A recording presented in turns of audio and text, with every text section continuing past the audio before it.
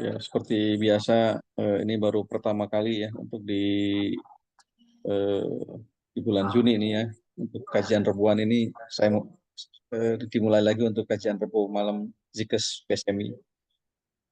Selamat bergabung para ikhwah semuanya, Prof. Basuki dan teman-teman sekalian yang sudah hadir.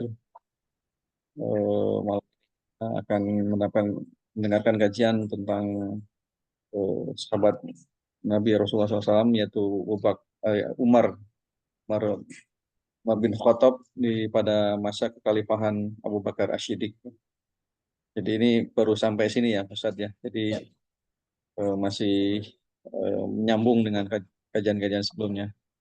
Tafadhol kepada Ustadz Happy Andi Bastoni, persilahkan. Assalamualaikum warahmatullahi wabarakatuh. Salam. Baik, bismillah. Eh, Bismillahirrahmanirrahim. Uhayyikum bi tahiyatil Islam. Assalamualaikum warahmatullahi wabarakatuh. Waalaikumsalam warahmatullahi wabarakatuh. Alhamdulillah, assalatu wassalamu ala Rasulillah wa ala alihi wa ashabihi wa mawalah. Rabbi syrah li sadri wa yassir li amri wahlul 'uqdatam min lisani yafqahu qawli. Para peserta kajian, Prof. Basuki, kemudian host kita Ustaz Sarbini, serta yang lainnya ya, yang mungkin masih dalam proses bergabung ya. Isya sekarang masih agak cepat, jam 7-an ya sudah Isya. Sehingga saya setengah 8 tadi sudah standby di depan komputer ya, sambil menunggu yang lain menyempurnakan outline buku saya tentang judul sementaranya sih Perang Mu'tah, Gerbang Pembebasan Al-Aqsa ya. Ini sudah hampir 200 halaman ya. Semoga adalah targetnya tahun ini tahun ini supaya bisa launching, supaya segera selesai karena sudah tertunda setahun, mestinya 2024 kemarin selesai ya. Harapannya sih sebelum terbit sempat masuk dulu ke mana Muktahnya ya, di Yordania ya. Tadi ada rencana keberangkatan ya, kami di tanggal 24 September kalau tidak salah ya, tahun ini. Tapi pas evaluasi terakhir, kondisi semakin mencekam di daerah Palestina, makanya kemungkinan akan diundur ya. Jadi yang terbaik saja. Tapi semuanya segera running insya Allah ya. Seperti sampaikan saya ini tadi, dan saya sempat chat dengan Kang Dimas ya, sampai mana kajian terakhir kita ya, sehingga saling mengingatkan dan kita ketemu dan sepakat terakhir masih bahas tentang Khalifah Umar bin Khattab radhiyallahu anhu di masa Rasul SAW. Dan hari ini kita akan bahas tentang Umar bin Khattab di masa kekhalifahan Abu Bakar Siddiq. Dan jika memungkinkan waktu nanti kita akan masuk masa pemerintahan Umar. Dan mungkin ini tidak mungkin selesai dalam sekali pertemuan ya, bisa 2 kali pertemuan. Dan termasuk yang sangat penting juga adalah di masa kekhalifahan Umar inilah Al-Aqsa itu dibebaskan oleh kaum muslimin di sekitaran tahun 16 Hijriah ya. Nah, ini yang akan kita bahas ya, yaitu tentang kekhalifahan atau Khalifah Umar bin Khattab radhiyallahu anhu melanjutkan kisah tentang Abu Bakar Siddiq ya. Ini kalau tidak salah pertemuan yang kedua atau ketiga tentang Umar ya. Ya, baik. Umar bin Khattab, saya izin share screen supaya tema kita agak fokus ya. Ya, Umar sebelum Islam nih kita sudah bahas, Umar masuk Islam juga sudah pernah kita bahas. Umar di masa sekarang kita akan bahas ya Umar di masa Abu Bakar Siddiq. Satu slide ya. Eh, Ketika Nabi wafat ya, dan sempat tertunda proses pemakaman Rasulullah itu, kalau dalam hitungan hari atau penanggalan Hijriah udah masuk hari ketiga gitu ya. Hari ketiga sehingga Nabi wafat di hari Senin dan dimakamkan di Selasa malam, sudah masuk hari Rabu awal ya. Jadi lebih dari 1 kali 24 jam. Mengapa demikian? Banyak faktor, tapi salah satu di antara adalah kaum muslimin harus menyelamatkan keutuhan mereka dulu, jangan sampai terpecah belah, dan di antaranya dengan menetapkan siapa pengganti Nabi sallallahu alaihi wasallam sebagai khalifah.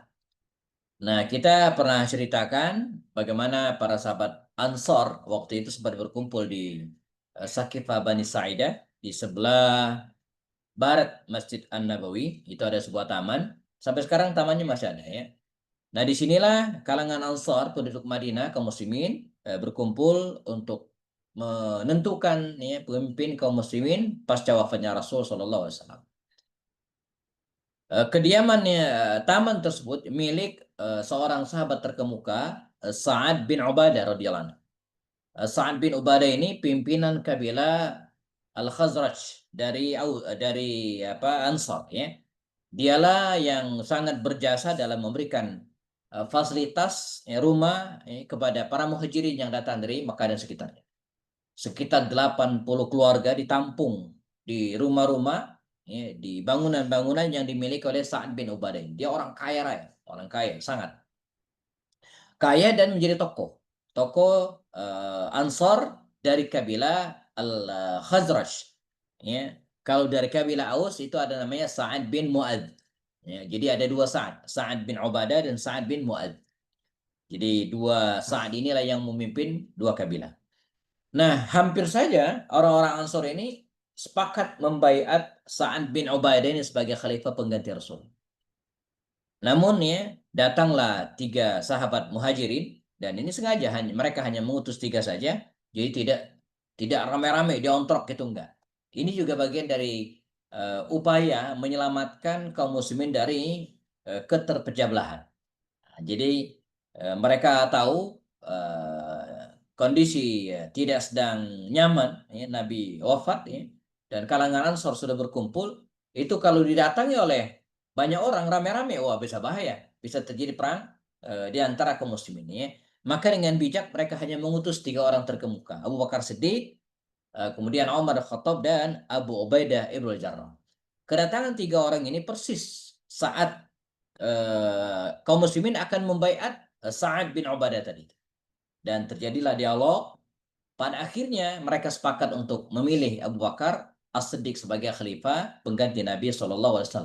Ya. Maka Khalifah Abu Bakar As-Siddiq pun dibaiat di Saqifah Bani Sa'idah, lalu kemudian diarak di Masjid Al-Nabawi di Madinah, dan terjadilah al-bai'ah al-'amah. Terjadilah baiat secara umum di mana mereka mengakui Abu Bakar As-Siddiq sebagai khalifah, termasuk Ali, termasuk Utsman, para sahabat hampir semuanya yang hadir pada itu ya membaiat Abu Bakar Siddiq sebagai khalifah. Nah, bagaimana peran Umar? Umar bin Khattab radhiyallahu anhu ini menjadi pendamping setia Abu Bakar Siddiq. Abu Bakar Siddiq nyaris tidak pernah memberikan keputusan besar ya tanpa melibatkan Umar. Ya, jadi menjadi penasihat Abu Bakar Siddiq. Yang unik bahwa dua sahabat Nabi ini memiliki karakter yang berbeda. Ya. Abu Bakar kita tahu diibaratkan oleh Rasul seperti Harun, ya, seperti Harun. Sementara Umar itu disebut oleh Nabi seperti Musa, yang satu galak gitu ya, yang satu lunak, lembut. Sebuah perpaduan yang menarik. Di satu sisi ketika Abu Bakar agak lembut, maka Umar yang menaikkan gitu ya, dengan ketegasannya ya.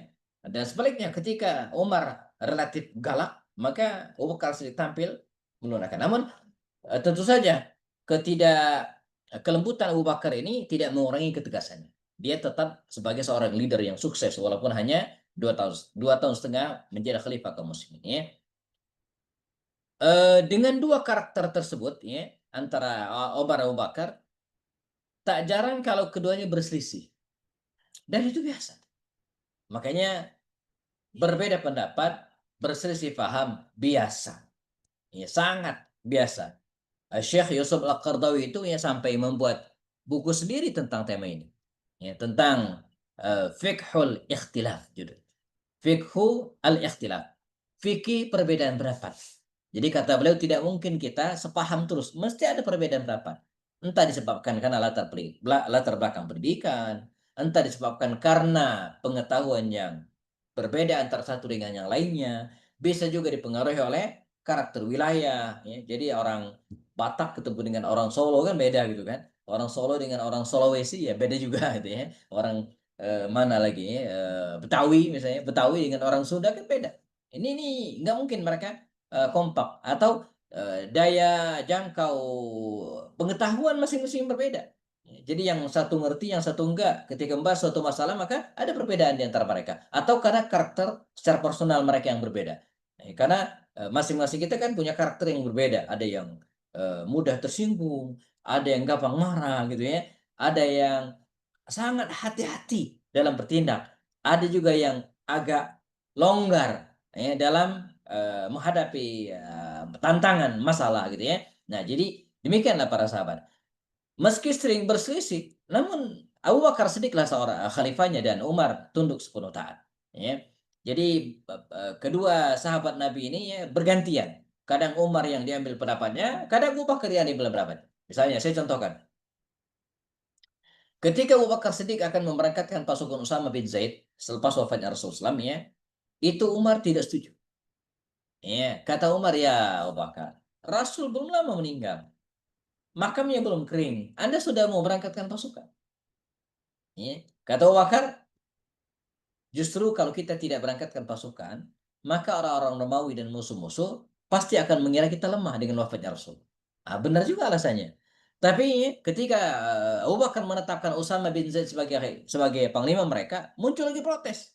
Terus Umar, ya Abu Bakar, itu kenapa Usama yang disuruh jadi panglima perang? Usianya bahkan belum genap 17 tahun, baru 16 tahun sekian bulan ya. Mbok ya masih ada yang lain. Masih ada Khalid, masih ada Amr bin As, masih ada sahabat-sahabat senior yang lainnya ya.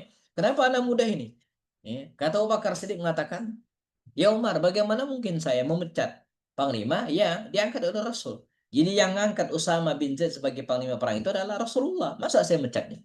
Sebuah jawaban yang selain logis gitu ya, juga menunjukkan tentang sikap ketaatan seorang Abu Bakar Siddiq radhiyallahu anhu ya. Jadi dalam hal ini Abu Bakar yang dimenangkan pendapatnya, tapi di sisi lain pernah Umar yang dimenangkan pendapatnya terkait dengan tanah wakaf. Saya nggak tahu mungkin pernah ceritakan atau belum, di mana di sekitar Masjid An-Nabawi di Madinah itu ada lahan-lahan tanah-tanah wakaf yang diwakafkan oleh kaum muslimin.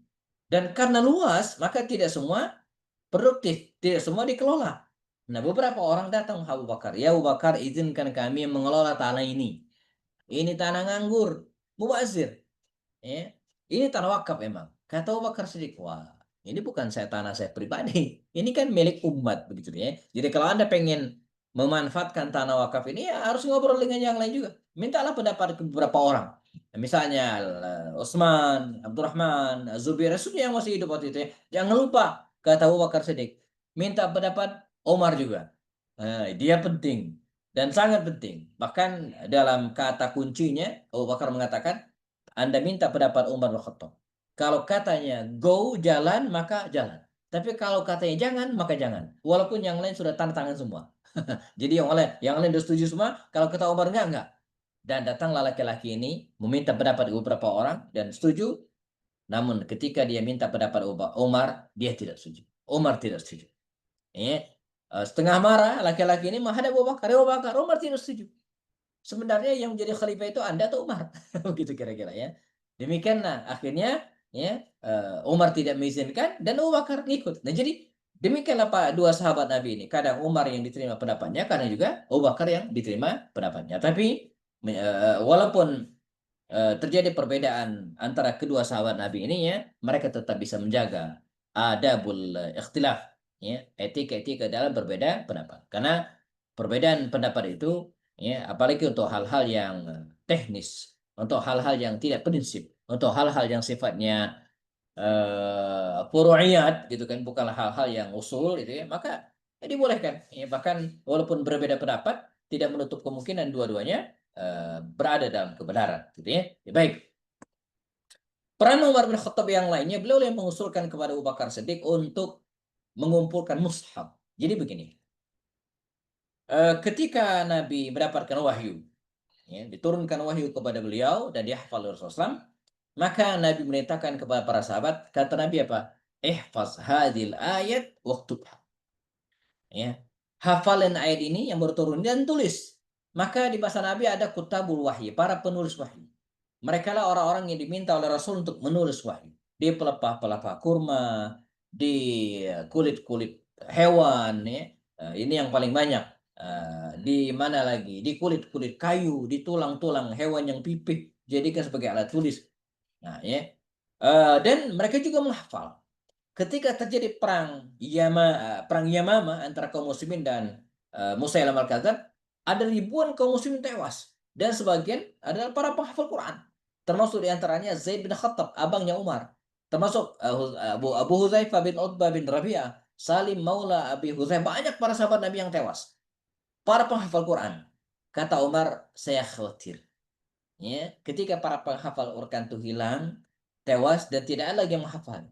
Nah, saya usul mushaf-mushaf, lembar-lembar yang berceceran di mana tadi disusun.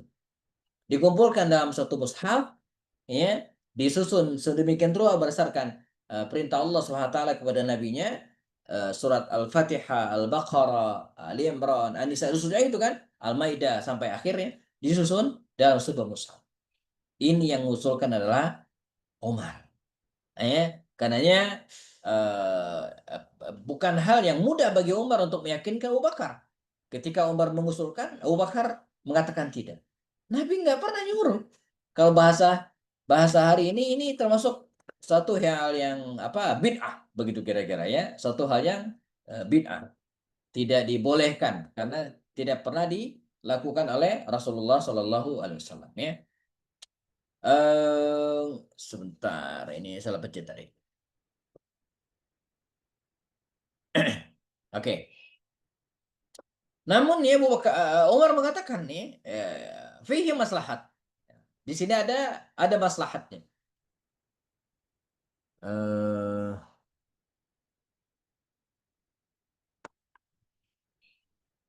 Tadi loncat apa salah tekan sayanya atau mana ini?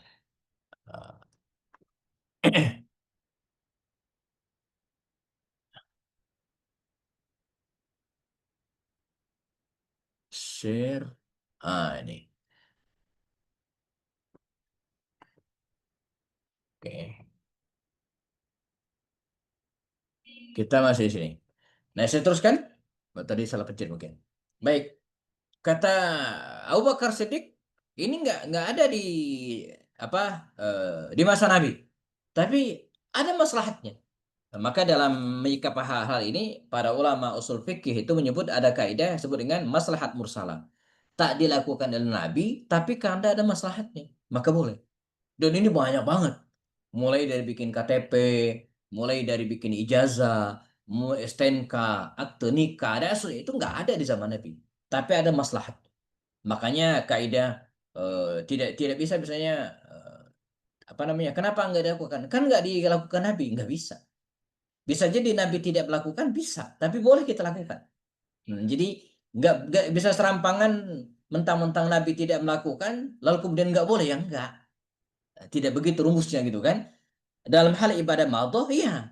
Ya. Makanya ketika menyebutkan kalimat kullu bid'atin dolalah, itu kalimat kullun itu ya bukan arti semua.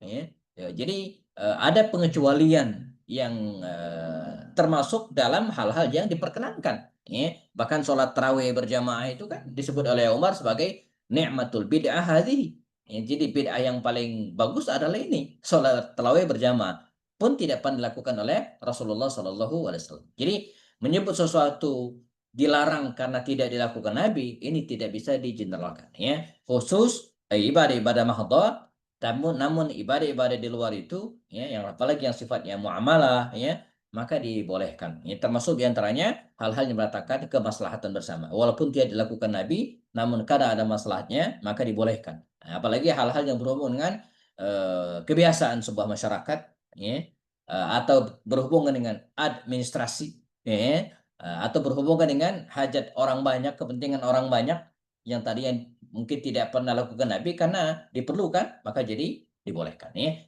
Berhubungan dengan sarana dan prasarana itu tidak butuh legalitas contoh dari Nabi, itu nggak perlu gitu ya. yang berhubungan dengan sarana dan prasarana. Ya. Sarana kita haji naik pesawat nggak butuh dalil apakah Nabi naik pesawat atau tidak. Ni'matul. Itu bid'ah hadhihi. Ya. Nah, maka dikumpulkanlah mushaf. Dalam mushaf, ketika Abu Bakar Siddiq meninggal dunia, maka mushaf ini dipindahkan ke Umar. Ketika Umar wafat, dipegang oleh istri Nabi Hafsah, dan di masa Utsman, mushaf tersebut kemudian diperbanyak sampai kemudian hari ini. Maka mushaf kita sebut dengan mushaf Utsmani. Mushaf yang diperbanyak di masa Utsman, disaksikan oleh ribuan sahabat Nabi yang masih hidup pada waktu itu. Dan inilah juga cara Allah SWT menjaga Al-Quran. Inna nahnu nazzalna dzikra wa inna lahu lahafizun. Beginilah kami menurunkan Al-Quran dan begini juga kami yang menjaganya. Ya. Baik.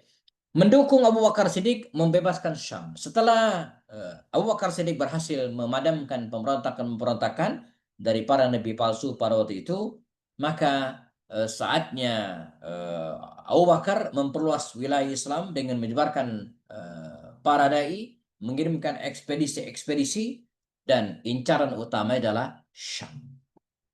Karena di Syam inilah terdapat Masjidil Aqsa. Di sini adalah negeri yang dijanjikan, Palestina. Ya. Dan untuk membebaskan negeri Syam, ya, itu tidak mungkin tidak harus bersentuhan dengan pasukan Romawi. Maka Romawi pun karena mereka sempat kalah dalam perang Mu'tah sebelumnya dan kemudian dipukul mundur oleh pasukan Usama bin Zaid radhiyallahu anhu, ya. Syam, ya, dalam hal ini Romawi segera menyiapkan pasukan yang besar. Mereka beranjak dari Damaskus, target mereka Madinah Al-Munawwarah. Khalifah Abu Bakar Siddiq, ya, didampingi Umar Khattab, kemudian memutuskan untuk mencegat mereka di sebuah tempat yang kita kenal hari ini dengan Yarmouk.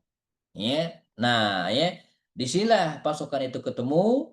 Abu Bakar Siddiq memberikan instruksi kepada seluruh kaum muslimin, ya, yang berada di berbagai wilayah untuk kumpul di Yarmouk dengan panglima perang Khalid ibn Walid. Ya. Nah, jelang perang inilah Abu Bakar Siddiq wafat. Abu Bakar Siddiq meninggal dunia dan kita pada ceritakan, ya, ketika dia akan meninggal dunia, dia minta dituliskan surat wasiat.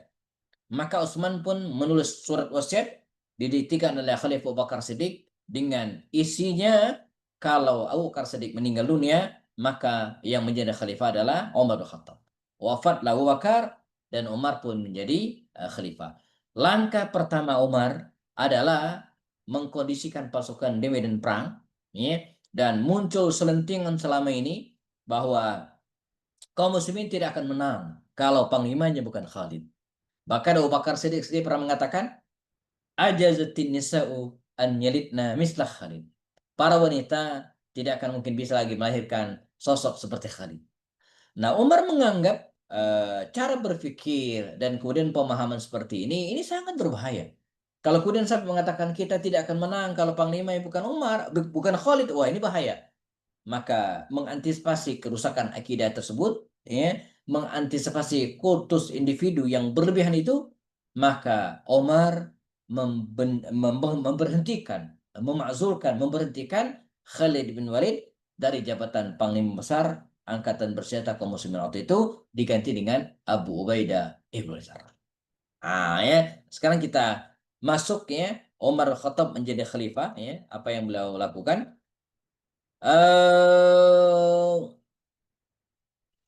Oke, baik.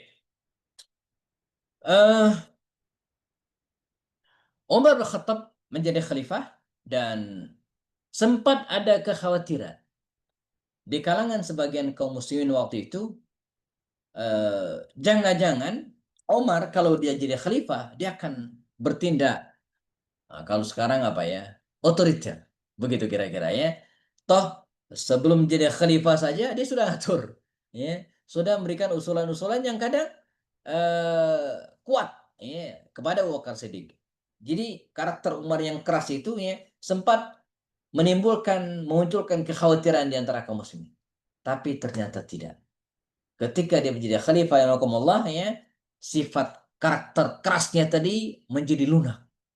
Dia menjadi orang yang sangat, kalau bahasa hari ini, demokratis, begitu kira-kira, ya. Tak pernah memutuskan satu perkara kecuali dia melibatkan ahlu syura, ahlul masyura, ya, para sahabat Nabi yang lain. Bahkan Umar tak segan-segan ya menarik ulang keputusannya manakala ada yang memprotes dan dianggap itu keputusan yang tidak tepat. Nanti kita akan berikan contohnya bagaimana Umar menarik kembali keputusannya karena diprotes oleh seseorang, diprotes oleh seorang ibu misalnya. Yang saya ingat saya misalnya Umar pernah membuat keputusan setelah sekian lama ya untuk memberikan sembako begitu kira-kira ya, bantuan kepada mereka yang terkategorikan du'afa, miskin. Ya. Nah, ketentuan ini diberikan kepada orang-orang yang sudah tidak berada dalam asuhan ibunya lagi. Ya. Jadi bayi-bayi yang masih menyusui itu tidak mendapatkan bantuan dari Umar. Ya, karena masih dianggap masih menyusui ke ibunya. Sampai suatu saat ketika Umar melakukan perjalanan di malam harinya, beliau mendengar ada tangisan bayi yang sangat kencang. Ketika Umar datang, ya, ternyata ibu tersebut sedang menyapih anak ini. Kata Umar, ya ibu, berapa usia anakmu? Kenapa harus disapih? Kata ibu ini, 6 bulan ya Umar.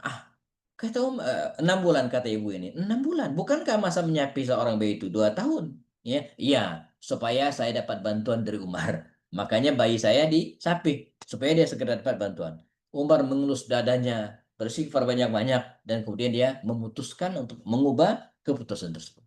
Nah, jadi Umar nggak segan-segan menarik kembali keputusannya. Termasuk ketika Umar membatasi mahar bagi para muslimah yang waktu itu minta maharnya gede sekali.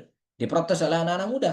Dan Umar berpihak kepada anak muda ini dengan membatasi jumlah mahar. Kata Umar, saya putuskan kalau para akhwat pengen menikah, maka maharnya tidak boleh lebih dari 400 dirham, 400 dirham. Katakan seorang ibu, tidak ya Umar, Anda salah. Tidak ada pembatasan di Al-Quran, tidak ada pembatasan di hadis. Maka Umar mengatakan, sadaqat imra'a wa akhta rajul. Wanita ini benar dan Umar yang salah. Jadi begitu toleransi seorang Umar bin Khattab radhiyallahu anhu. Dia tak segan-segan lagi ya, sekali lagi ya, mengambil pendapat orang lain dan mengalahkan pendapatnya sendiri ya. Nah, yang berikutnya adalah Umar juga di masa pemerintahnya tidak mengulang program, tapi melanjutkan program yang sudah ada di masa Abu Bakar Siddiq. Nah, ini juga penyakit para pemimpin kita hari ini. Tidak semua emang. Ya. Setiap ganti pejabat, ganti kebijakan. Ya. Begitu ganti wali kota, ganti kebijakan. Tidak mengevaluasi dan melihat program-program sebelumnya yang siapa tahu mungkin bisa diteruskan, gitu kan? Nah, Omar meneruskan kebijakan Abu Bakar Siddiq dengan membebaskan wilayah Syam, ya, dan satu persatu ya, wilayah Syam tersebut akhirnya jatuh ke tangan kaum muslimin dan puncaknya adalah jatuhnya Al-Quds ke tangan kaum muslimin, di mana ketika wilayah Ailiyah atau kemudian wilayah Syam khususnya di Damaskus jatuh ke tangan kaum muslimin, pasukan Romawi sudah hengkang dari tempat tersebut dan terjadilah serah terima pemimpin rahib Nasrani waktu itu yang meminta langsung ya Omar yang datang ke Palestina ya Al-Quds. Maka datanglah Umar bersama dengan stafnya Islam berangkat dari Madinah melakukan perjalanan panjang menuju ke Al-Aqsa. Nah, di sana ketemu dengan pendeta ini ya, dan sang pendeta memberikan dengan sangat legowo kepada Umar, kepada kaum muslimin untuk untuk mengurus tanah suci. Ya. Bahkan rahib ini ya, sempat mengizinkan Umar kalau pengen sholat di gerejanya. Tapi kata Umar, enggak. Ya, sebab kalau gereja mau saya jadikan tempat sholat, maka generasi berikutnya setelah saya akan mengambil alih gerejamu dan mengusir kalian. Umar tidak pengen itu terjadi. Makanya Umar ya menggeser sedikit tempatnya agak di seberang. Di situ kemudian Umar melaksanakan sholat dan hari ini didirikan Masjid Umar tak jauh dari gereja tersebut. Hanya bersebelahan dan berbatasan dengan jalan setapak. Mobil nggak bisa lewat, hanya jalan setapak. Bedanya. Jadi waktu saya ke sana di depannya ada Masjid Umar. Cuman saya waktu pas ke sana lagi tutup, tidak bisa masuk.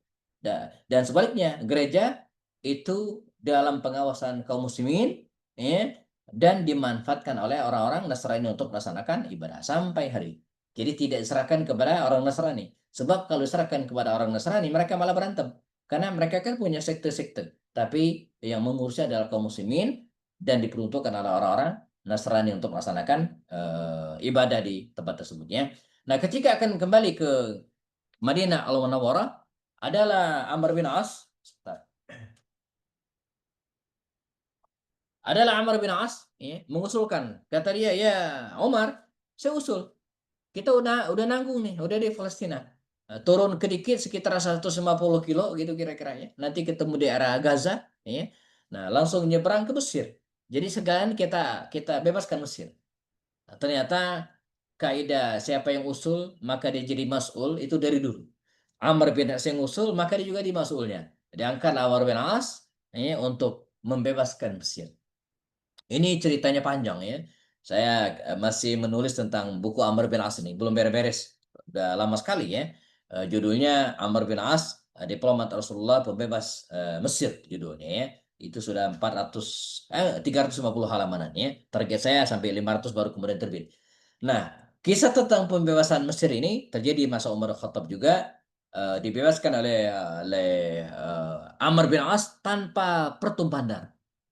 Tidak ada setetes pun darah rakyat Mesir tercurahkan dan Mesir tunduk takluk di bawah kendali kaum muslimin di masa pemerintahan Umar bin Khattab radhiyallahu anhu dengan panglimanya Amr bin As. Makanya Amr bin As segera ditugaskan oleh Umar untuk ya menjadi gubernur ya, atau kalau sekarang ya kepala daerah lah gitu ya, wali Mesir, kepala daerah Mesir, sampai kemudian Umar bin Khattab meninggal dunia pada saatnya ya. Jadi ketika Umar bin Khattab wafat, Amr bin As ya tetap menjadi gubernur Mesir pada waktu itu. Dan terjalin hubungan dan komunikasi yang bagus antara Umar dan Ammar ini ya, walaupun mereka berjauhan, Umar di Madinah dan Amr bin As di Mesir ya, dan tetap terjalin komunikasi yang bagus antara mereka. Umar betul-betul bisa mengontrol ya, sampai banyak kisah tentang hubungan keduanya ini ya. Misalnya pernah anaknya Amr bin As itu ya memecut ya, seorang Kristen Koptik ya, di Mesir, sehingga pemuda Koptik tersebut datang menghadap Umar mengeluh dan mengadukan. Umar kemudian memanggil ya, Amr bin As dan putranya dan mempersilahkan kepada Kristen Koptik yang dipukul tadi itu untuk membalas. Ya, dalam kalimatnya terkenal sekali kalimat Umar. Apa kata Umar? Eldrib ibn al-Akramin. Eldrib ibn al-Akramin kama darabaka. Ya. Pukullah anak pejabat terhormat ini sebagaimana dia telah memukul. Jadi maka dipukullah. Nah sekarang kata Umar, arahkan tongkatmu pukul bapaknya. Amr bin As. Kata dia, ya kenapa saya memukul bapaknya ya? Gara-gara bapaknya gubernur, kemudian anaknya jadi petatang petenteng seperti itu gitu kan. Namun ya orang Kristen Koptik tersebut memaafkan dan bahkan pada akhirnya dia masuk Islam. Dan dari sini kemudian keluarlah dari lisan Umar sebuah kalimat yang dicatat sejarah dan menjadi kaidah dalam hak asasi manusia hari ini. Apa kata Umar kepada Amr bin As? Ya Amr, wahai Amr, mata ista'batan nasa walaqad waladathum ummahatuhum ahrar. Masya Allah, ini kalimatnya ya. Kata beliau apa? Kata Umar kepada Amr bin As, mata ista'batan nasa. Amr, sejak kapan engkau memperbudak manusia? Walaqad waladathum ummahatuhum ahrar. Sementara ibu mereka melahirkan dalam keadaan merdeka. Jadi tidak boleh memperbudak manusia. Ya. Kisah yang lainnya adalah kisah surat Umar kepada Sungai Nil. Ya. Jadi suatu saat di Mesir sungainya kering gitu ya, hampir kering sama sekali ya. Dan ada kebiasaan dari masyarakat setempat di mana mereka mengorbankan wanita cantik untuk Sungai Nil. Dan berkirimlah Amr bin As surat kepada Umar meminta pendapat. Dan ketika utusan itu kembali, Umar menyerahkan 2 surat. Satu surat untuk Amr bin As sebagai balasan dan satu surat untuk Sungai Nil. Di mana ya, ketika surat Umar dijatuhkan ke Sungai Nil tersebut, setelah dibacakan isinya, dan sejak saat itu tidak ada lagi persembahan gadis cantik untuk Sungai Nil. Ya, ini jasa seorang Umar dalam menghapus hal-hal yang berbau kesyirik di masa kekuasaannya pada waktu itu ya. Nah, wilayah yang lain akhirnya jatuh ke tangan kaum muslimin, termasuk beberapa wilayah yang sebelumnya dikuasai oleh Romawi ataupun dikuasai oleh Persia, ya ada 7 atau 8 kota besar, dan Umar pun ya mulai melakukan semacam perapihan manajemen kekuasaannya ya.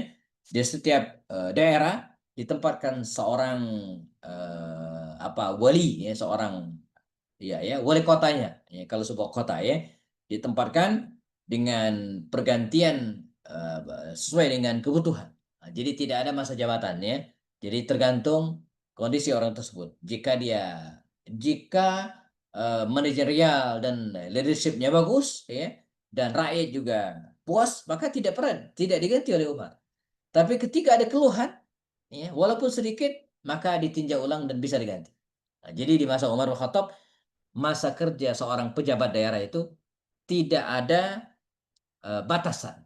Batasannya adalah pada kemampuan seseorang itu tidak.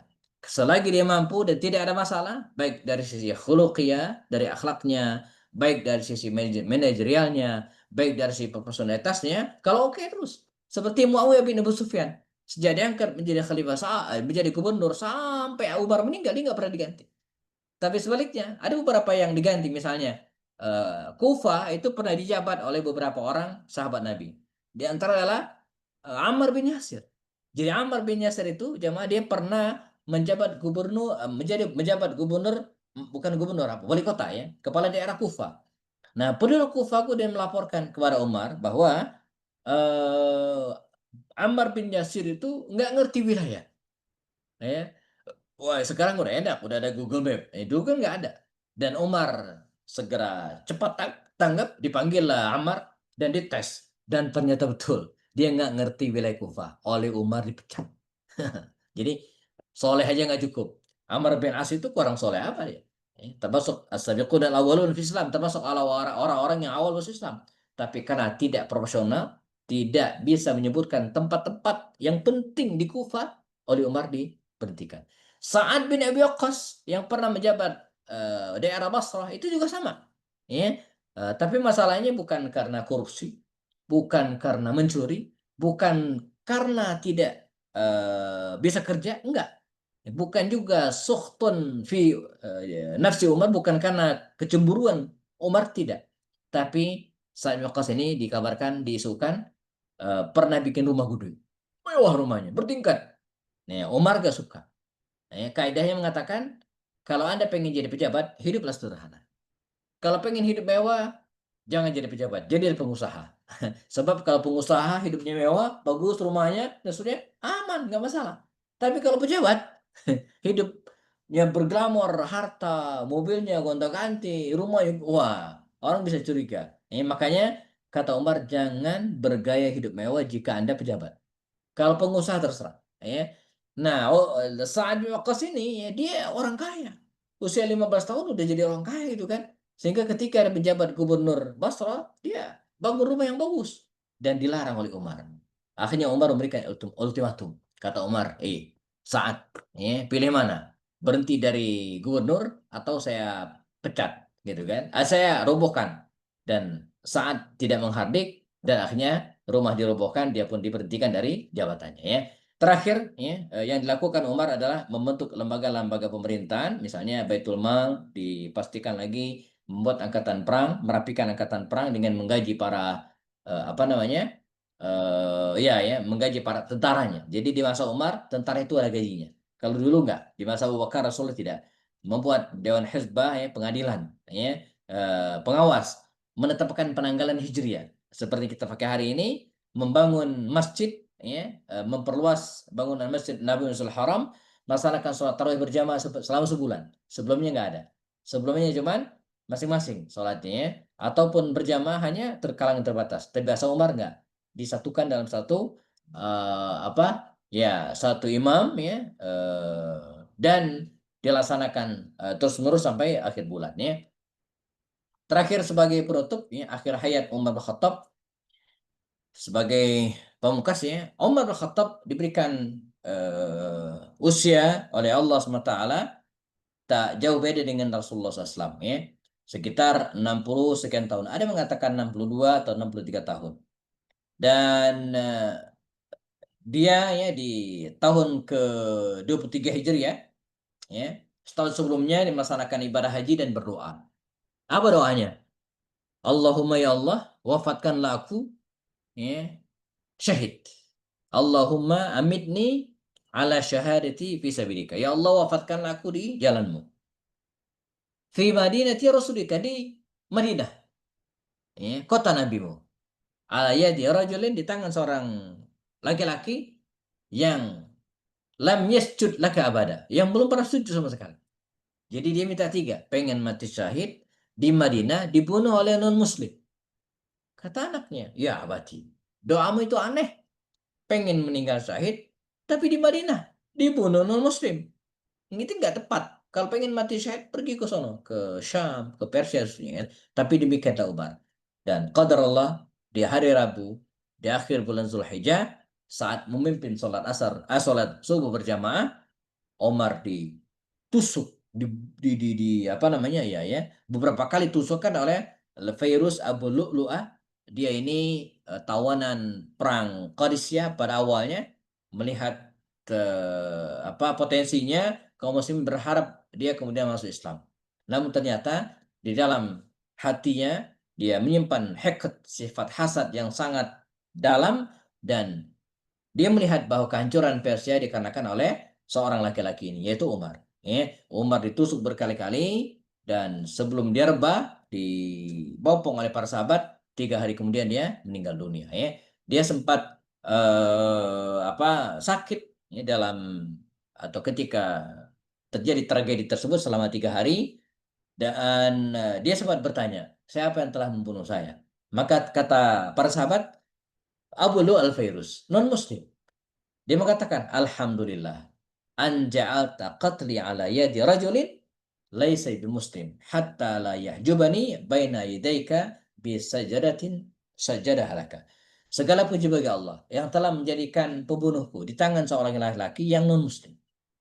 Hatta la yahjubani bainaka wa baina yadayka bi sajadah. Sehingga tidak ada yang menghalangiku antara dia dan Allah dengan satu sujud pun.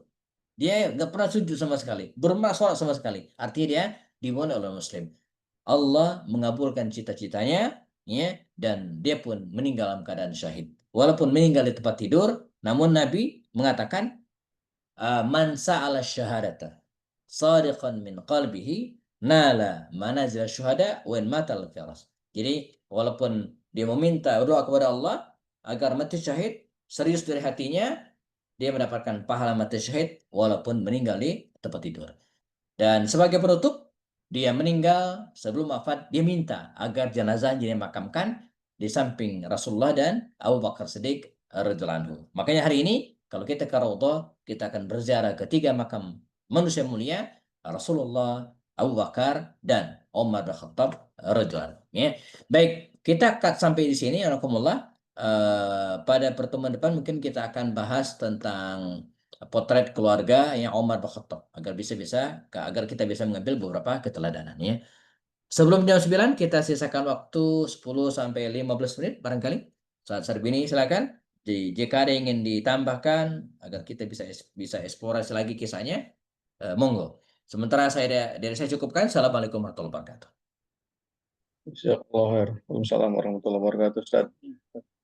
Banyak sahabat Nabi Abu Bakar, Umar bin Khattab di masa Abu. Silakan ingin bertanya. Tadi pada masa Abu Bakar ini, pada masa Umar ini banyak penaklukan ya, Ustaz, ya, di mulai Syam, Mesir, kemudian tadi ada Kufah dan Basrah ya. Itu Basrah. kalau Kufah dan Basrah ini kalau sekarang ini wilayahnya di negara mana itu? Kufah dan Basrah itu hari ini masuk Irak dan Iran. Ya. Jadi dulu Kufah dan Basrah itu satu. Nah, di masa pemerintahan Umar, karena karakter orang Kufah dan orang Basrah itu amat sangat berbeda, gitu ya, maka oleh Umar dipisah. Ya. Dan masing-masing ada gubernurnya dan kepala daerahnya. Ya. Ini masuk wilayah Iran dan wilayah Irak. Dulu Irak dan Iran kan nggak ada. Ya, negara Irak dan Iran itu kan baru ada setelah Perang Dunia Pertama. saat tentara sekutu Inggris dan kawan-kawannya mengambil alih wilayah ini yang dulu dikuasai oleh Turkisme. Ya, sama seperti negara Yordania, Lebanon, Suriah ini kan nggak ada dulu. Ya. Bukan tanah yang nggak ada, negaranya belum ada, tempatnya sudah ada. Seperti Yordania itu kan sudah ada dari dulu. Ya. Amman itu kan ada, tapi nama negaranya nggak ada. Demikian juga dengan Irak, itu Irak baru. Dulu Irak itu di daerah Irak terkenal sebuah kota namanya kota Hirra. Itu kota peradaban yang sangat besar dan menjadi kiblat Quraisy, kafir orang-orang Quraisy gitu kan untuk menuntut ilmu. Ada seorang tokoh namanya Nadhr bin Haris itu dia dikirim ke Hirra ini untuk menuntut ilmu dengan harapan pulang dari sana bisa bikin Quran. Bisa bikin Quran tandingan gitu kan setelah dia mengambil S3 di Hira. Tapi ternyata enggak. Pulang-pulang dikasih kantor bikin Quran sampai akhir hayat dia nggak bisa, nggak pernah berhasil sampai sekarang. Nah, Basrah itu dulu sebelum diambil alih kaum muslimin masuk dalam kekuasaan Persia. Ya, masuk dalam kekuasaan Persia, Basrah itu. Basrah itu kan artinya pemantau. Pemantau karena di kota Basrah inilah orang-orang Persia itu menempatkan intelnya ya, untuk memantau musuh.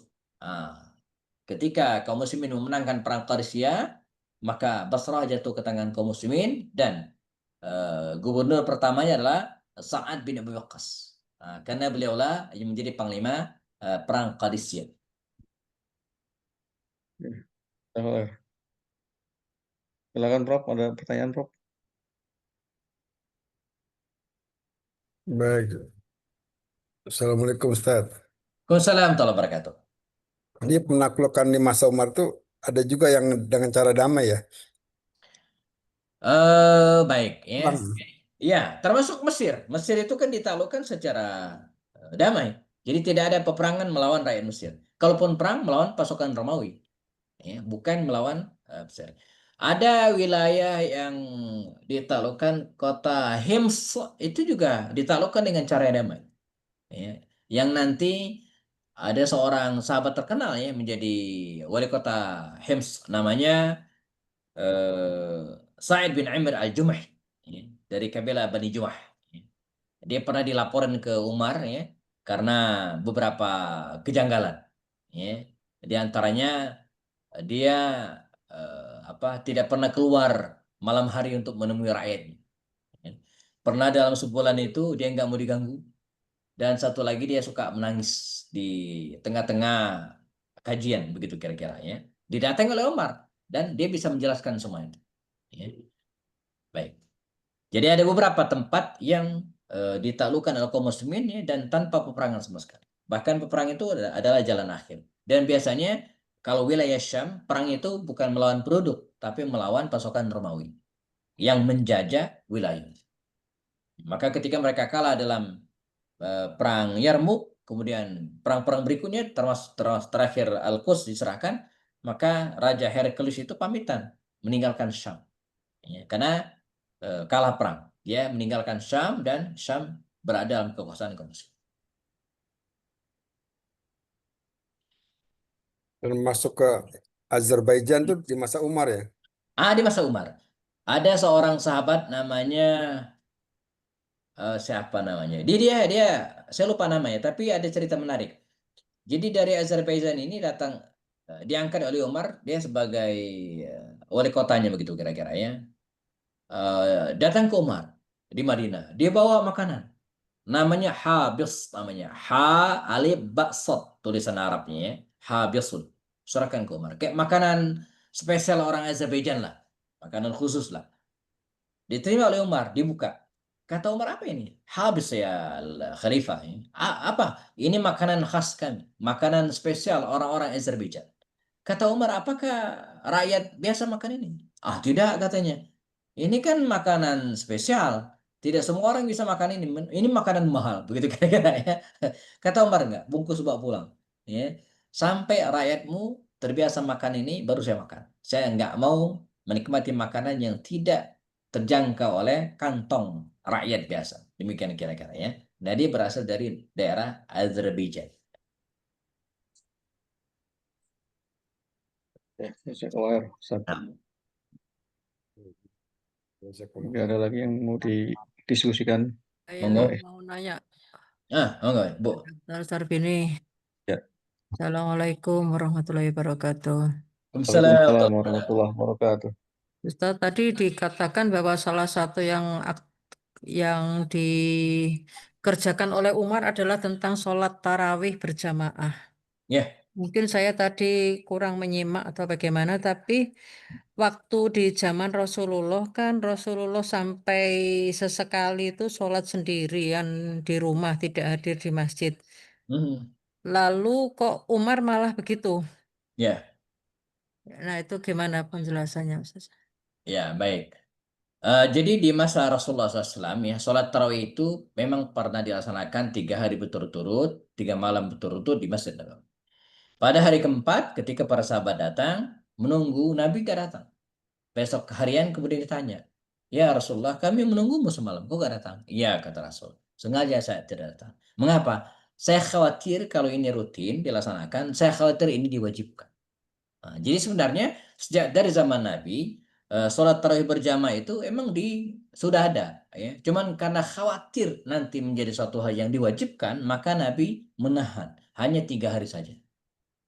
Ya. Di masa Umar, karena syariat sudah turun dan tidak ada yang wajib dan tidak wajib lagi, ya, jelas hukumnya sunnah karena Nabi hanya menyarankan saja, ya.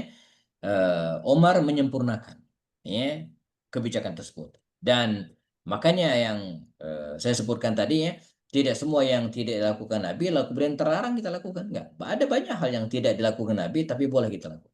Apalagi di masa Umar, bukan hanya sholat tarawih, termasuk penanggalan Hijriyah, ya, bahwa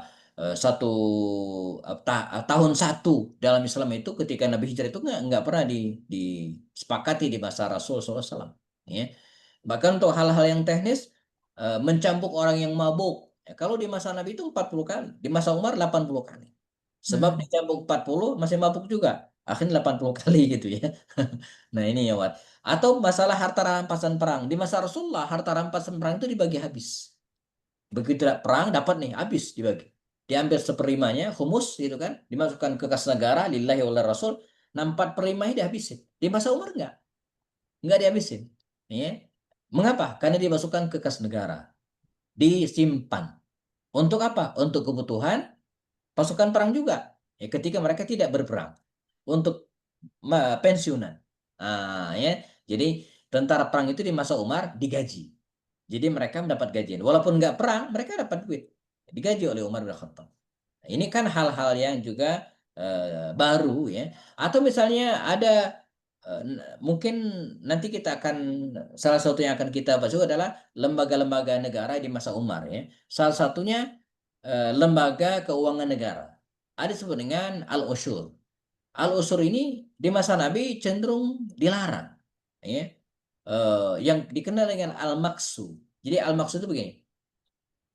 Kalau ada kafilah dagang atau ya pedagang lewat suatu tempat, maka dia harus bayar, ya, bayar cukai gitu ya, 10% tuh. Nah, oleh Nabi dilarang. Nah, Rasulullah anil maksi itu nggak boleh, gitu kan. Nah, di masa Umar justru dihidupkan lagi.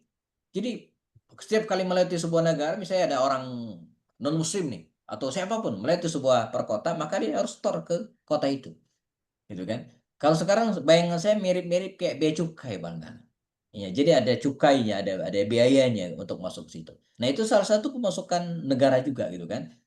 Tapi bedanya kalau dulu di era jahiliyah, ya, pungutan-pungutan tersebut, ya, itu untuk bosnya. Jadi untuk personal yang mungut, semacam jatah premana begitu kira-kira, ya. Nah, di masa Umar bukan, itu menjadi milik negara. Milik negara.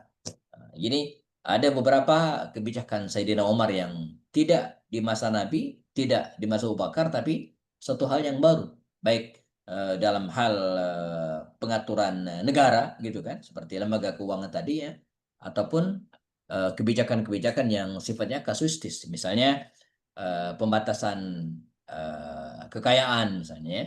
Jadi kalau pejabat itu kekayaannya dibatasi sebagaimana dia belum menjabat. Maka ketika Abu Hurairah akan diutus ke Bahrain, ya, jadi Umar manggil Abu Hurairah. Abu Hurairah, kata Umar, saya angkat Anda sebagai waliul Bahrain. ya, jadi sebagai wali kota Bahrain. Maka ketika akan berangkat, Umar memerintahkan untuk mendata kekayaan Abu Hurairah. Nanti setelah menjabat didata lagi. Ya, kalau banyak lebihnya maka diambil, dimasukkan ke kas negara. Ya. Khalid juga demikian. Khalid sempat menjadi gubernur Kinsrin. Di daerah Syam itu ada kota kecil Kinsrin, ya. Sekian tahun dia jadi gubernur, ya, atau kepala daerah, dan setelah itu dicek lagi hartanya. Ternyata nambah.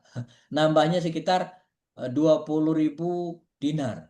Ya, uang aslinya 60.000 dinar, setelah menjabat jadi 80, oleh Umar diambil. Diambil 20 masuk ke kas negara. Jadi dijadiin saldonya seperti sebelum menjabat, ya. Dan Khalid tidak bisa protes, orang diperlakukan untuk semua, ya bukan untuk dia doang. Yang lain juga begitu gitu ya. Jadi saya nggak kebayang kalau peraturan itu diterapkan di negara kita, apakah bisa atau tidak ya? Karena biasanya pejabat-pejabat kita justru lebih pintar juga. Ya, dia memiliki kekayaan, ya, dan dicuci. Ya. Maka ada istilah money laundry, ya. Jadi uangnya dicuci, dititipkan, beli mobil ya atas nama tetangganya, atas nama ponakannya, sehingga dicek oleh negara ya dia nggak punya kekayaan yang banyak. Jadi bisa diakalin itu nanti gitu ya. Monggo ada lagi? Itu mungkin. Ya, Jazakallah. baik Ustaz, jazakallah khair. Wah, ya. Umar ini meskipun tegas tapi dia sangat demokratis ya Ustaz ya. Dia dalam menentukan Iya, kebijakannya. iya betul ya. Malah lebih demokratis daripada Abu Bakar barangkali. Tapi dia punya leadership yang sangat kuat. Inilah bedanya dalam kajian-kajian politik Islam antara Abu Bakar dan Umar. Jadi Abu Bakar itu dia menyerahkan kebijakan-kebijakan teknis apalagi itu kepada pejabatnya. Ya. Maka ketika Khalid misalnya mengeksekusi tawanan perang Malik bin Nuwairah, itu terjadi perbedaan antara Umar dan Abu Bakar. Waktu itu Abu Bakar yang jadi khalifah. Abu Bakar membolehkan Khalid, silakan. Khalid laksanakan apa namanya tugas dan eksekusi. Tapi Umar tidak setuju. Jadi Umar itu sentralisasi kekuasaannya itu, ya, berpusat pada sosok bernama Umar. Semua harus atas nama izinnya, termasuk mendistribusikan kekayaan negara. Kalau kata Umar nggak boleh, boleh, nggak boleh. Kalau boleh, boleh. Nah, jadi karenanya Khalid itu salah satu penyebabnya, karena dia dipecat untuk kedua kalinya karena dia tidak taat itu. Khalid itu bagi-bagi duit. Ketika dia jadi gubernur, ya, dia bagi-bagi duit. Nah, ketahuan, dilaporkan ke Umar. Diteliti, dicek, ternyata benar. Ya, coba cek kata Umar. Nah, itu Khalid bagi-bagi duit pakai duit siapa? Duit negara atau duit pribadi?